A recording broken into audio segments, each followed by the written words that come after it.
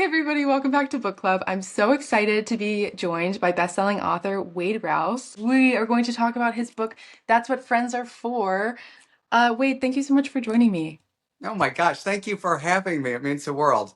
Of course. I'm really excited to jump into this, but first I wanted to ask you, you've written 21 books, but under your pen name Viola Shipman. So, what led you to publish That's What Mhm. Friends Are For under your own name? Yeah, I did. I've published 20 books, and a number of them have been under my grandmother's name, Viola Shipman. I grew up in the Missouri Ozarks, and my grandma was a poor working seamstress. She never finished high school or learned to drive.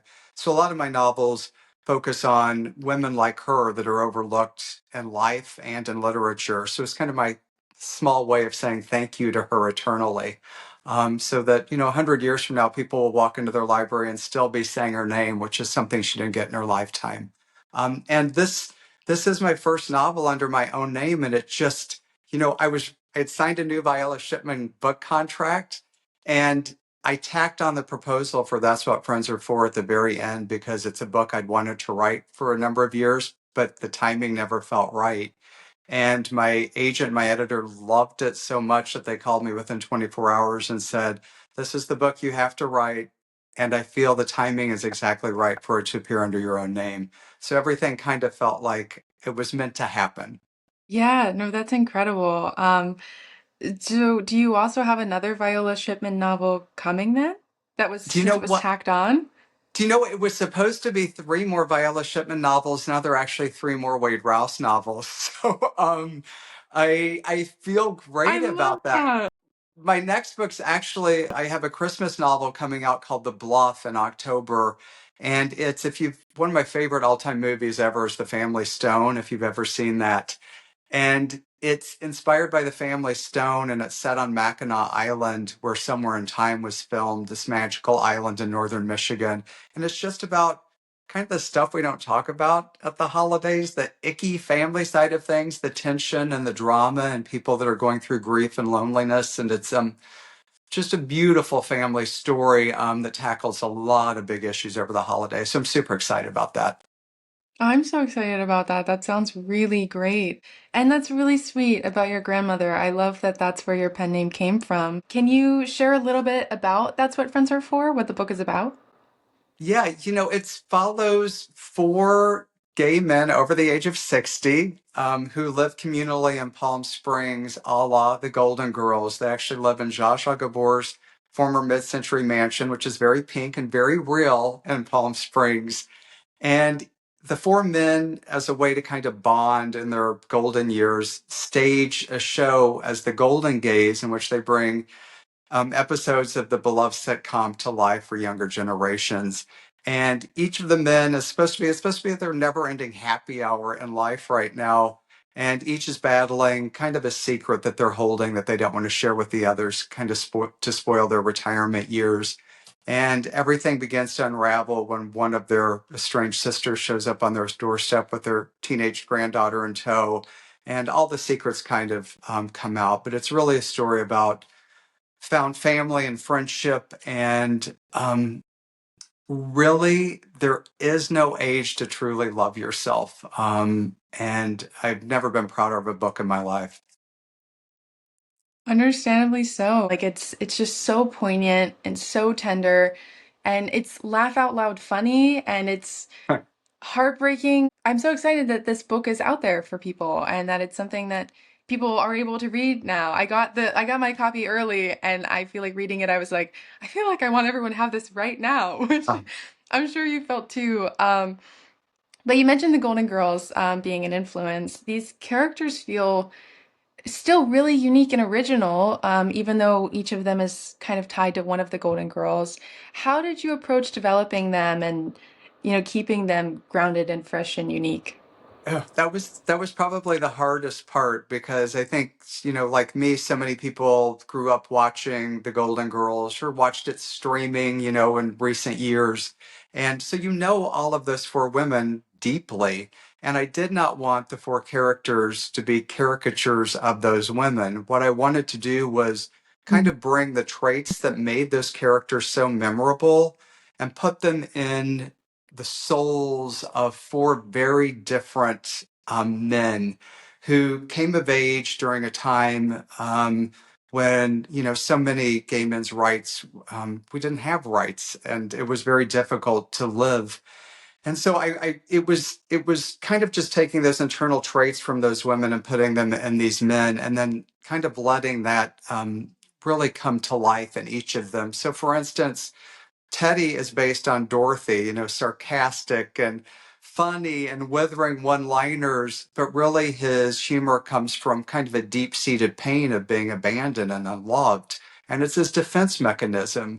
And Ron is like Rose, you know, all sweetness and kindness and believes in the goodness in the world despite what he's been through.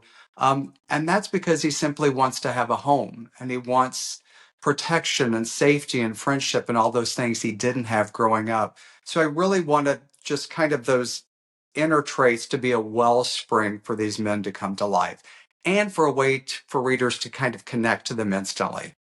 I feel like Palm Springs itself is, and their house is a character in itself. And Ah, you include so much Hollywood and broader historical detail. Yeah, woven into the story in a way that I was super fascinated by. I had no idea about Coco's character in The Golden Girls. ah. Can you talk a little bit about weaving, yeah, the real history with the fictional narrative?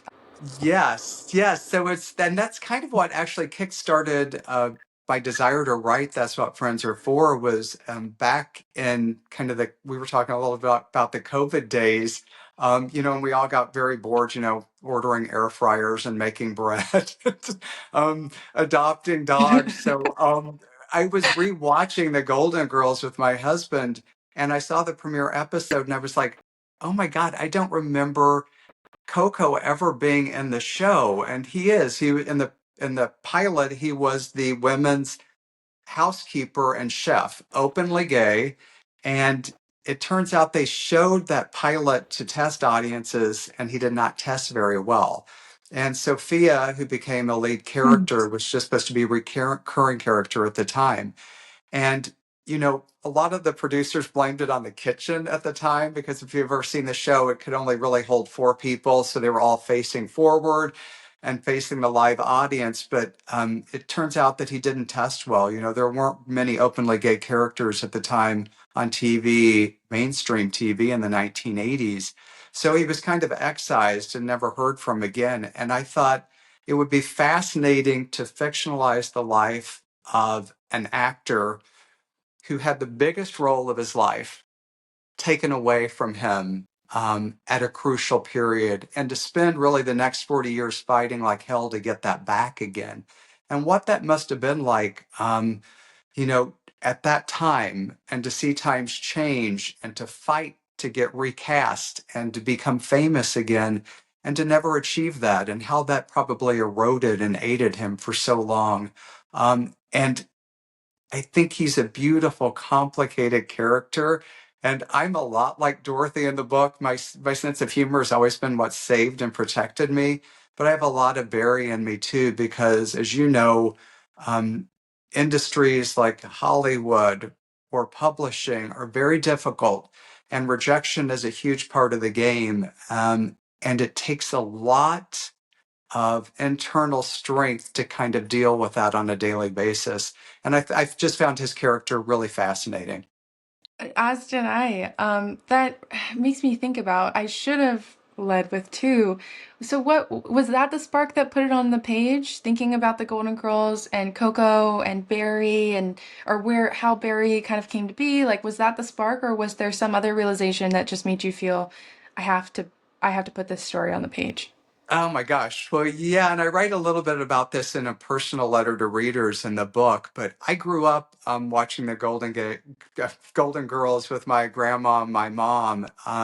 You know, I always ask people if they've seen the TV show Ozark, and if they have, I always say they sugarcoated it because it was way rougher. I grew up in rural America in the 70s and 80s, and there really was no vocabulary for being gay at all.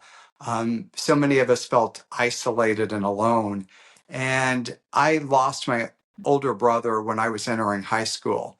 And my older brother was, um, he was the true country boy in our family. You know, he was the fisherman and the hunter, and he tinkered with engines. And I pretty much emerged from my mother's womb dressed like this, loving to read and write poetry and play the trombone and things boys in the Ozarks didn't do at all.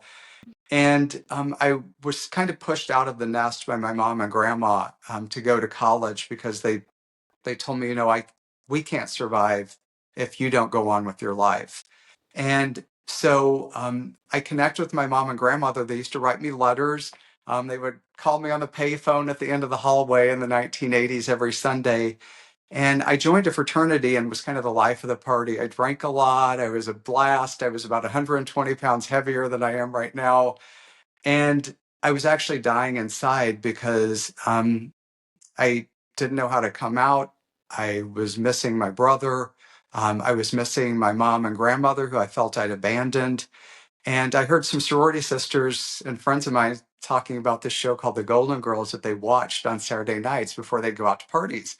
So I called my mom and my grandma. I'm like, do you watch this show? And they're like, yeah, we just started watching it.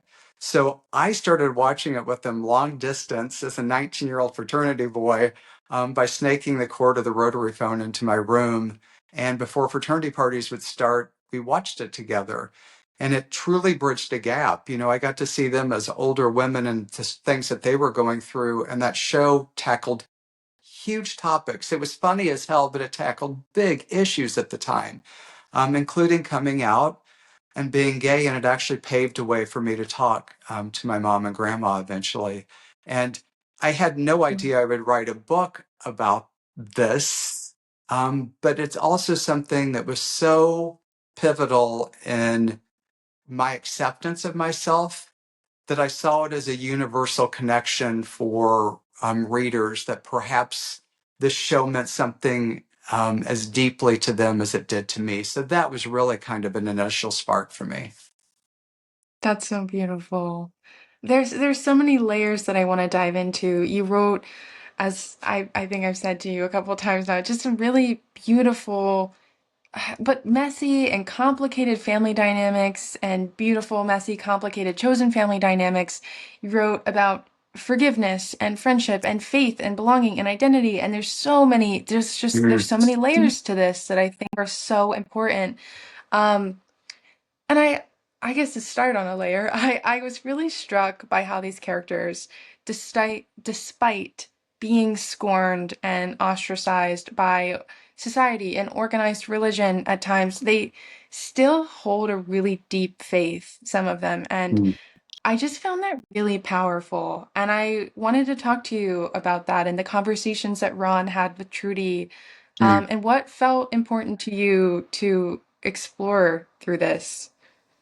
Oh, that's such a big, beautiful question. Yeah, I always get a little emotional talking about this. I grew up in rural America. Really, the things that hold you together in small towns were churches. So I grew up going to a Southern Baptist church, which is all there was in rural America, and never felt it. It was very fire and brimstone, and our family never felt at home there. And my mother was a nurse, and incredibly bright, incredibly strong. She began to study world religion um, because she didn't really understand her place in the church we were going to any longer. And she ended up leaving that church and holding her own chapels. We had a big Arkansas stone patio on the back of my family home. And she would hold kind of her own chapels and teach world religion to um, divorcees in our town, or the single men, or women that were going through very difficult times. And there was almost a, a it was an incredible community that was formed. And so my mother once told me she became a hospice nurse later in life, and I would ride around all over the Ozarks visiting patients with her. She cared for at the end of their lives, and she always would walk out to me and she said, we're all battling one thing at the end of our life, and that's regret. And I don't want you to have any regret at the end of your life. But my mother was also such a woman of faith, that even at the lowest times in her life, after losing her son, after losing her mother, me losing my brother, coming out, I never lost my sense of faith or the belief that there was something bigger and more beautiful in this world that made us all who we are, and made, just if we can believe in ourselves and love ourselves, then we have the power to change the world around us. So I've always believed in, so despite what happened to me in my life, um, this beauty and power and what is beyond me and the things that I can't control. And my mother once said, those who are tested most in this world are the ones that um, will know faith the most. It's easy for those of us who have never gone through anything to have incredible faith. But when you've been pushed out and ostracized, that is when it comes to you. And that's something I've always held on to, and that I wanted Ron to reflect, that despite so much of what so many of us have gone through in our life, um, gosh, there's a beautiful, profound connection if we can just see the light in the world. Yeah. Oh my gosh. I feel like all of what you're saying was infused into this book, and it was so powerful to me to read. And those conversations with Ron and Trudy were just just so interesting to me and so eye-opening, and I really enjoyed that thread throughout the Thank whole you. book. And your mother sounds like she's absolutely wonderful. Just, Amazing. oh my gosh. Amazing person I ahead of her time. Yeah, absolutely. The idea I think that you also explored, that the people that we choose in our lives can become just Mm. as much family, and then sometimes even more as the ones that we're born into. It really came through for me, and how the characters show up for each other time and time again over time. Is there something specific within this that you were hoping readers would take away about friendship and found family and chosen family, and reconnecting with our born families? Mm. You just said it so beautifully. Yeah, that's one of the number one things. I think friendship in this world, as we were talking about, is a rare gift. To find those people who, this is a tough world. And we're so influenced by social media and so wanting to think that's our connection and so wanting to be perfect and loved and liked. Um, but it is a rare thing and a rare gift to find those people that see us for who we are. Um, Mass down, souls wide open, scars and fragility, and flaws. Those are the beautiful things in us. And when people see that and appreciate it and love us for that, that is the greatest gift in the world, because we need those people in our lives to be a reflection of us, to be honest with us, and also to pick us up when we need it the most. I've lost both of my parents now. My husband's lost both of his parents now. And it is our found family that has, our friends that have come in and filled that gap for us. Who do we have holidays with? Our friends. Who do we celebrate every big moment with? It's our friends. And yet, as you've said too, there is something important for connecting with family that have maybe hurt you or wronged you, and finding that thread again, if that is possible at all. I had a very difficult relationship with my father. I actually wrote a memoir called Magic Season about our very difficult relationship. The only thing that bonded us was our love of baseball. And the book takes place over the very last game we ever watched together, inning by inning, and kind of goes back and forth through our lives. But my mother and my grandmother modeled for me, and this is what I hope readers get from the book as well, unconditional love. Um, Another rare gift in this world, which is, most of us give or receive love with conditions. I will love you if you do this, or love me and you will receive this. Rarely are we loved unconditionally. simply as we are. And that that is kind of what I believe that Teddy begins to understand again. There were lots of secrets and things that he couldn't control, but his friends have loved him unconditionally, and that provides a foundation that kind of guides us through again and allows us to reconnect and gives us hope. Yeah, it's interesting too because for all that you've talked about friendship and the importance of it and how beautiful friendship is. I think there's also on the other side, you do that so well. I feel like you really explore both sides of a coin. I almost feel like there's a thread of loneliness and a yearning Mm. for connection throughout the book as well. And you talk about social media. How do you think that friendship today is being reshaped by things like social media and the modern life pace? Yeah, and I don't want to sound like my father. It's very interesting. We There is a beauty to social media and the technology that we have now that allows us to communicate in the blink of an eye with one another and reach out and be there. And yet, I have to parallel it to how I was raised. In which friends were always gathering together. I mean, we had a rotary phone. We didn't have even MapQuest. We would write out directions and turn by the old oak tree that got hit by lightning. And so there was, when we gathered, it was a thing. And I feel like I have to say, even in Palm Springs, seeing the changes over the last 10 years, um, people don't go out as much. They're not eating out as much. They're not going out to bars and celebrating. Um, they're not convening together. They're talking and FaceTiming, which is a connection, but I do think there is a missing piece there. We are so lonely these days. And we do think social media is going to be the thing that connects us, and brings us fulfillment and friendship.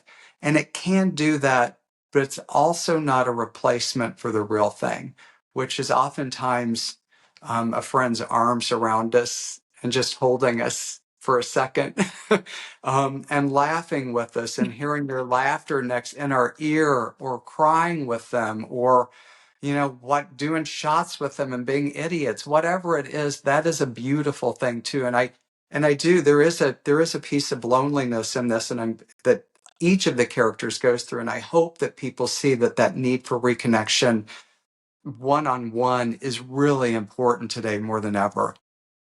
Thinking about social media, I think also makes me think about the character Ava. Ah, She's young. She mirrors Dorothy and Teddy a little bit with her humor and her wit. She's very quick. But I think I really enjoyed how through her you showed that wisdom doesn't always just move in one direction. mm, Older characters can learn from younger characters just as much as the reverse. So I was wondering if you could talk a little bit about that kind of intergenerational dynamic, and what ah. drew you to write about I love you. I love that question. I love her. You'd be a perfect Ava, by the way. it. You'd be ideal. Thank you. You'd be amazing. It's Thank I've you. learned so. I just turned 60, and so many of my friends not only have children but are having grandchildren, and I'm seeing the beauty of life through younger eyes again, which is so exciting. I have to say, my one of my best friends from college, he has twins, and my husband and I are their godparents. They're both in college right now. And I say, they don't call their dad when they need something or are in trouble. They call me, or they call Gary, wanting advice or wanting something. But through them growing up, they've seen me as me. Just wait. They've seen Gary just as Gary, with no other filter except that we love them, they love us, and they're excited about this world, and all of its possibilities. And I wanted, you know, I think the older we get, the dumber we can get. And we get so set in our ways and we get so headstrong in thinking we're right when we're not. And just so many of my friends' children and grandchildren have really pivoted my point of view in such a beautiful way, to be hopeful and positive again. And I love the character of Ava because she is really the wisdom beyond her years, that pulls everybody together. She's as big a smartass as Teddy. She's funny. She's seen so much of the world. She's been hurt. Um, and yet she is so strong. And what I wanted to show readers too is these are the folks that are going to save our asses. These are the people that are really going to pull us through because we need their strength and their intelligence. Um, we need that more than ever right now. And that's what I wanted to show. I love that. I love it. She was so fun to me. And I love that mirror, how they were both growing so much through this chapter of their lives that they were experiencing together. Yeah. It was really cool for me. Um, but even with the heavier themes that you tackle in this book, you do so how we've talked a little bit about with that warmth and humor woven throughout. And I think it's really interesting how I think humor can open us up to these harder Mm. conversations. Is that a lens that you knew you wanted to go into with this story? Or I guess how did you balance the humor and the heartbreak? That's a great question. I did going in. I didn't know. I mean, so growing up, like humor was if you get like walking down the hallways of my rural high school, I had my head bashed in a locker a few times. But humor is a way that you can keep bullies at bay because I was smarter than they were and funnier, and I could kind of cut them off at their knees, or I could make a room laugh. And so that would kind of stop it. So humor's always been kind of my MO. And I felt like in a book like this, just like in The Golden Girls, if you're tackling heavy topics, readers can only kind of wallow in that for so long. You need something that lifts them up, that makes them laugh. I also believe that people don't, if you preach at folks, they don't listen, they shut down. But if you can make them laugh, then something changes in the way they're thinking, and they're more apt, I believe, to listen and to learn more. And so that's really what I wanted to balance. But it was tough because, you know, humor's hard, I think. I think it's easier in my writing to make someone laugh or someone cry than it is to laugh. I can tell a joke to 100 people and 50 will think I'm a genius and 50 will think I'm an idiot. So the humor really had to come from a wellspring of each character. Why are they funny? It's because of who they are, what they've been through, their past, their histories. And I left a lot on the cutting room floor, actually. My editor, that was one of the toughest things. She's like, a lot of this stuff's funny, but it's not moving the story or the characters forward in any way, shape, or form. So we had to really go back through and pare it down. Kind of making it like a great stand-up act. I think one of the best compliments I got was from a gentleman who's the casting director for Shrinking. And he said, this read like one of the best sitcom scripts I've ever gotten in my life. The pacing was there, the humor was there, everything moved so quickly, and that's really what I was going for. So it took a lot of edits to kind of get it timed down where things were moving and paced along. That's so interesting to me. But I guess that makes sense. But is there a version that that would ever be available where we could read all the jokes that you added and all the There is, things? there's Because there you are so funny.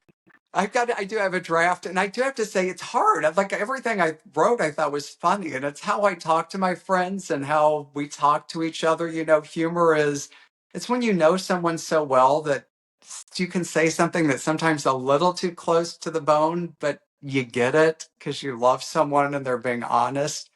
We are. That's, I mean, We're my set of friends. That's how we talk to each other. Laughter is our big thing. Well, and I feel like those are my favorite kinds of friendships and my kind of humor and it just I think that maybe that's a piece of why I loved all of these characters so much is because I felt like I was there in the room with them and I felt like I was Mhm. sitting with them and holding their hands and they just jumped off the page in a way that they felt so familiar and so warm to me. And that when there was a moment, I mean, the way you threaded that line was just unbelievable to me because there was a moment where I'd be smiling at the book, and then the next sentence, my breath would catch in my throat, and I'd be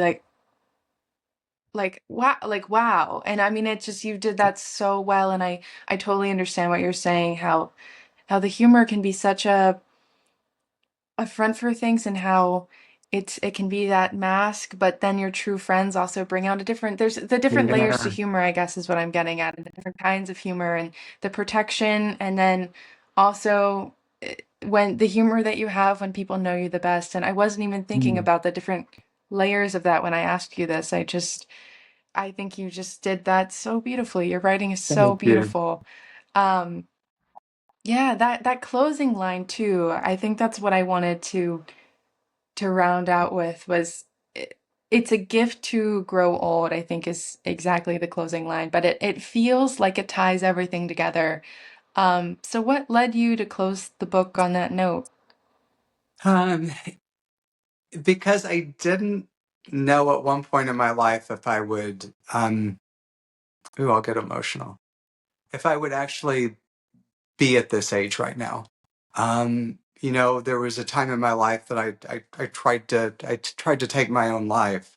Um, and so many of my friends I know have done the same, um, or battled illness. And I don't ever I want I want everyone out there to understand that you are a beautiful, unique, incredible person and soul, and that your voice is important and you need to be heard and you need to be here. And when we are loved, um, we truly can change the world, I believe. So I wanted to end that because I want people to understand it is a gift to be here, to be alive.